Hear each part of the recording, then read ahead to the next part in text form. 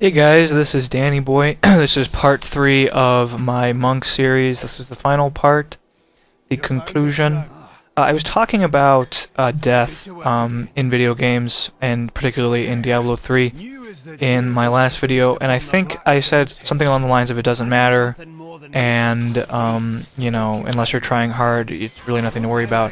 But I should stress that that's only the case if you're playing soft core. If you're playing hardcore, obviously death is quite a big deal. When you die once, you're dead forever. Personally, I'm not really a fan of the hardcore playstyle. I do like the additional difficulty it adds to games, but personally, I like to know that the time I've invested into a character isn't going to be erased in the blink of an eye if I make a stupid mistake. And I'm far from perfect, and I do make stupid mistakes. You know, I've talked about, you know, having your try-hard helmet on. When you're playing a hardcore character, you need to have your try-hard helmet on all the time, assuming you actually want to keep him. And from my experience playing hardcore, I don't really think it's necessarily for me, but I'll probably be trying it on in Diablo 3 again. Hardcore permanent death dates all the way back to the 1980s with the game Rogue. That's why games with permanent death are called roguelikes. Roguelikes involve randomized dungeons, permanent death, usually graphics no better than ASCII, American Standard Code of Information Interchange, characters. Rogue actually, I think, came out in 1980, so that was over 30 years ago now. Some examples of modern roguelikes would be NetHack, though that's pretty old at this point, it's not really modern.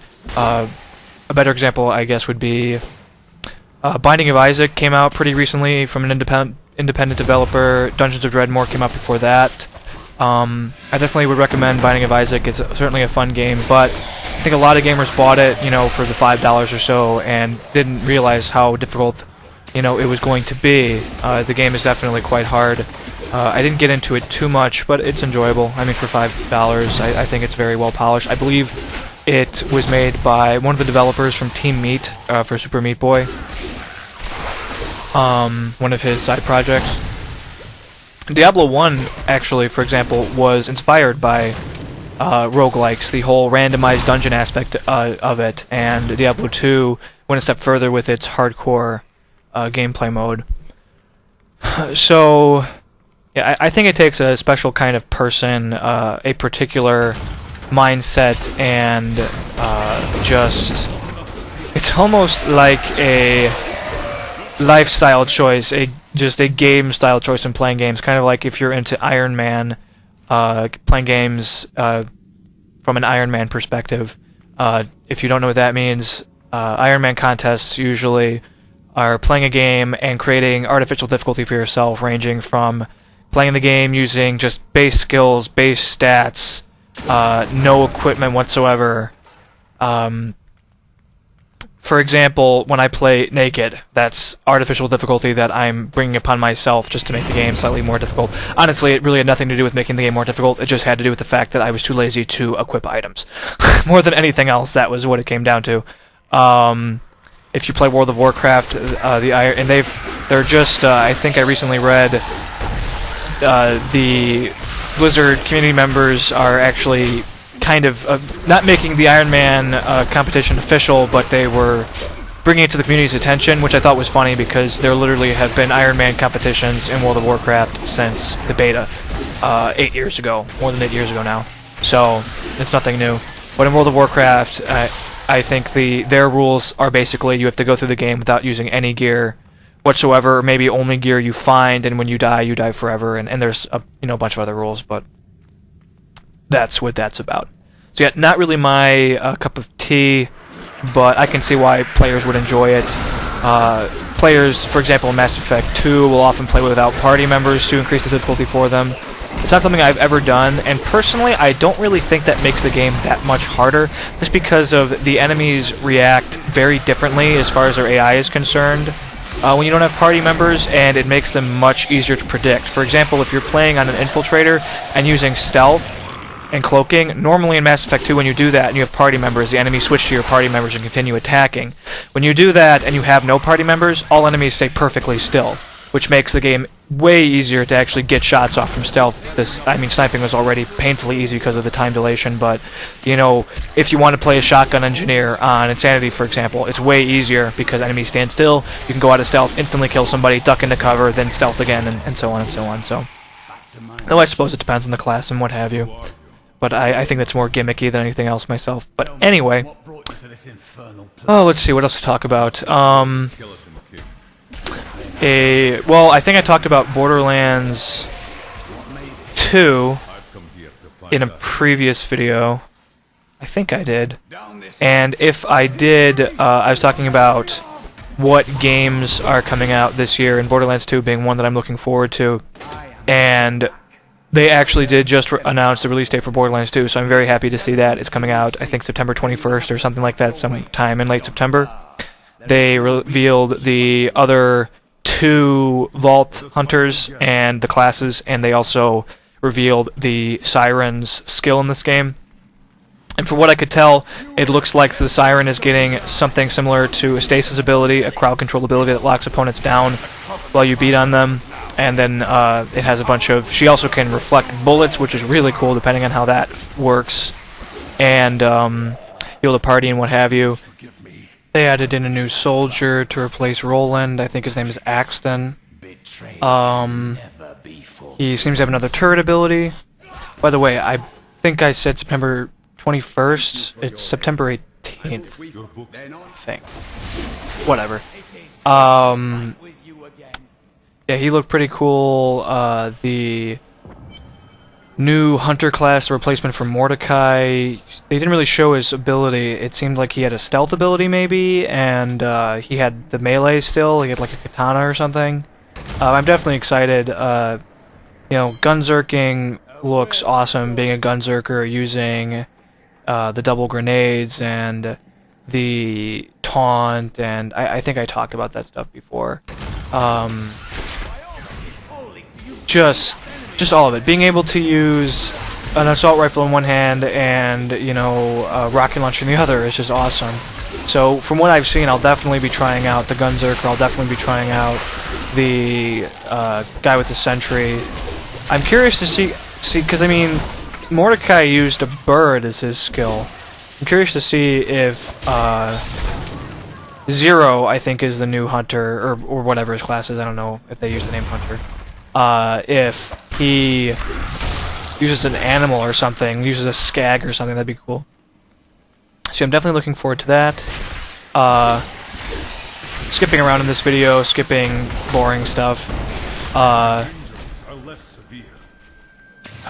One thing I definitely like about this game is Pulverized and Massacre, those things, where you kill enemies, certain number of enemies, with environmental damage, or you kill a bunch of enemies at once. To get Massacre, and the thing where you kill, like, Super Killing Blow or something, whatever it's called, Mega Kill, maybe, to use an Unreal Tournament term. So I definitely like those things. Gives the player, you know, kind of almost like a leaderboard incentive to pull off certain feats, as it were. I also like achievements. I like that they added achievements to the game. I'm a bit of an achievement whore. I tend to collect them, though I don't usually go to the extreme that some people do of, like, doing absolutely everything, no matter how asinine. I mean, life is short. I don't have time for that stuff, so... but if I have 59, you know, achievements and I want to get 60, yeah, I'll do some asinine crap within reason, at times. So I just picked up Piercing Trident for Deadly Reach. It basically turns it into a cone, a pretty wide, pretty deep cone attack. It's effective. It's not my favorite ability by any means, but it's pretty cool. It does the jab. I likes it. So...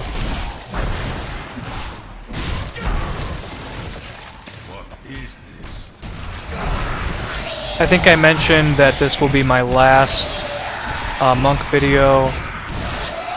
Stay tuned for the wizard, stay tuned for the barbarian. Those will be released shortly. I think I die here. Yeah. Yeah, I dashed when I shouldn't have dashed. It happens. I'm pretty squishy as I am necky. But we're skipping ahead to the pillar room. Gonna clear this, then go after the York, and then I think there's just... I think there might be one thing after Leoric that I'd like to show you that I'll tie into the end of the video, though I don't recall. We shall see. Again, guys, I thank you a lot for watching these videos. I appreciate it. If you guys let me know what you think, you know, with comments or whatever, I will be sure to get back to you. So just keep that in mind. Let me know if there's something in particular you'd like to see. I've played a lot of games. Honestly, if you have a game particularly you'd like to see, I may have actually already played it, and I might be willing to make footage for it. Who knows? But finishing this up, going after the Lich King, he's not particularly difficult. I am playing on a naked monk, though. By the way, naked, if you don't know the term, it means your character isn't wearing gear. That's all that naked means. It means it is particularly armor. That's what naked means. So when I say naked, that's what I mean. I'm not wearing any armor, so I'm squishier than I would be if I was wearing armor. But again, this really isn't any sort of challenge.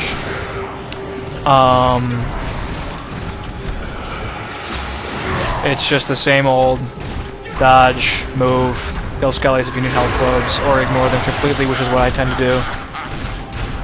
Dash to close. Unfortunately, I didn't realize this, but I thought dash was kind of like Assassin Rush from Fable, in that you just go after the target, you appear behind the target you're hovering over, but it seems to actually go after the very first person in line of the enemies. I think you'll actually see that I make that mistake a few times, where I'm just testing it, where I'm trying to go, I think it happens pretty soon, go after the Lich King, but there's skeletons in the way, so I can't, and it's rather annoying. I wish it was more like almost a teleport, where you just kind of teleport behind the target, but then again, I guess that's what teleport's for, so, and the wizard gets that, so I guess I can't complain. Alright guys, well this video is winding down. Again, thanks for watching. Be sure to check out my other videos if you're interested. There will definitely be more to come. Again, you know, subscribe, like, comment, whatever you want to do. That is your call, but I do certainly appreciate it, and it gives me incentive to make more videos if people are actually watching them and enjoying them. So, thanks for watching, guys. Stay tuned, and I'm going to cut out here, so have a good one.